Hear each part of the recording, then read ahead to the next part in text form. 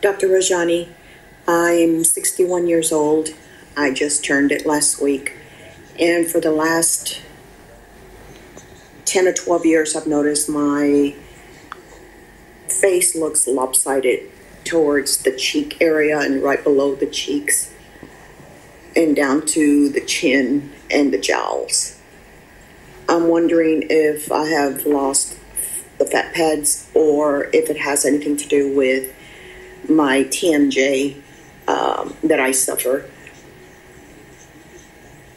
Listening to one of your videos just a while ago made me think about the fat pads, and it could be that. I was wondering if there's anything that can be done to improve that without going under the knife. I love your videos. They're very informative, and any feedback, I would appreciate it. Thank you so very much. Everyone's asking about this. I get 20-year-olds come in asking me about sag of the face and the fat pads. Very important. Now, is there anything non-surgical that can be done? Of course, I'm guesstimating here, and I can't give you medical advice for someone I haven't seen their face, but from what I hear, almost sounds like a facelift patient.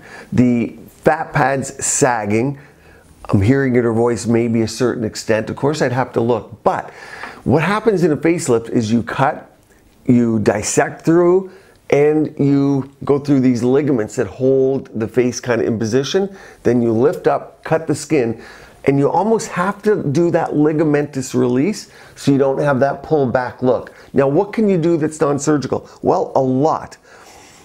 I haven't had a facelift, I haven't had surgery, but I want to do everything non-surgical until that day comes. More than willing to get the surgery, but why not delay it? It's kind of a brutal surgery.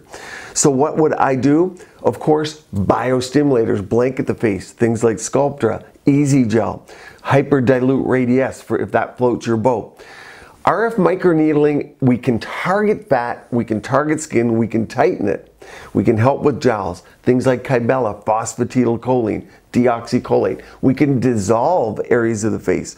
It's a process, and most people have to think about $5,000 to $10,000 if you're thinking about biostimulators, heating devices, and the non-surgical lift. If there's too much sag, if the fat pads are distorted enough, and I want to use that word lightly, distorted, but then surgery is the only option. Now, the asymmetry, very important. You and me are way more concerned with asymmetry in ourselves than anyone sees in us. As we age, our asymmetries become worse because it's often the foundation of bone, and the sides of the face are sisters. They're not twins. So any asymmetry you see at 20 most commonly gets worse by 70, by 50, but don't perseverate on it. Most people don't notice these. When I treat someone, I'm always working towards symmetry.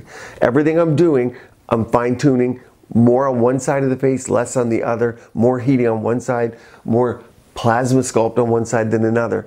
But that gives you an idea of fat pads, blanket the face. For this person, fillers probably will not work. Biostimulators and invasive devices, if not a facelift if there's a lot of sag. Stay tuned, keep your skin and body beautiful, healthy, and vibrant.